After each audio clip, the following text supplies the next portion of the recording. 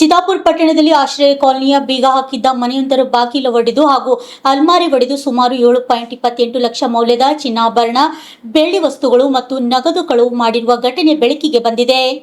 ಆಶ್ರಯ ಕಾಲೋನಿಯ ನಿವಾಸಿ ಹಾಗೂ ಓರಿಯೆಂಟ್ ಸಿಮೆಂಟ್ ಕಂಪನಿಯ ಉದ್ಯೋಗ ಸತೀಶ್ ಹರಳಕಟ್ಟಿ ಅವರ ಮನೆಯಲ್ಲಿ ಈ ಕಳ್ಳತನ ನಡೆದಿದೆ. ಜುಲೈ 4ರಂದು ಮಧ್ಯಾಹ್ನ 1:30 ಸುಮಾರಿಗೆ ಪತ್ನಿಯನ ಪರೀಕ್ಷೆ ನಿಮಿತ್ತ ಮನೆಗೆ ಬೀಗ ಹಾಕಿ ಬಂಕೂರಕ್ಕೆ ತೆರಳಿದ್ದ ಅವರು ಸಂಜೆ 6:30 ಸುಮಾರಿಗೆ ವಾಪಸ್ ಬಂದಾಗ ಮನೆಯ ಮುಂಭಾಗದ ಬಾಗಿಲಿನಲ್ಲಿ ಬೀಗ ಹಾಗೂ ಅಲ್ಮಾರಿ ಮುರಿದಿರುವುದನ್ನು ಗಮನಿಸಿದ್ದಾರೆ. ಕಳ್ಳರು ಅಲ್ಮಾರಿದಲ್ಲಿದ್ದ 136.5 ಗ್ರಾಂ ಚಿನ್ನಾಭರಣ ಹಾಗೂ 50 ಗ್ರಾಂ ಪಾಟ್ಲಿ, 30 ಗ್ರಾಂ ಮಂಗಳಸೂತ್ರ ಸೇರಿದಂತೆ ಬೆಳ್ಳಿಯ ಕಾಲುಂಗರ, ಉಡುದಾರ, ಖಡ್ಗ ಹಾಗೂ 35,000 ರೂಪಾಯಿ ನಗದು ದೋಚಿದ್ದಾರೆ. ಕಳುವಾದ ವಸ್ತುಗಳು ಒಟ್ಟು ಮೌಲ್ಯ ಸುಮಾರು 7.28 ಲಕ್ಷ ಎಂದು ಅಂದಾಜಿಸಲಾಗಿದೆ.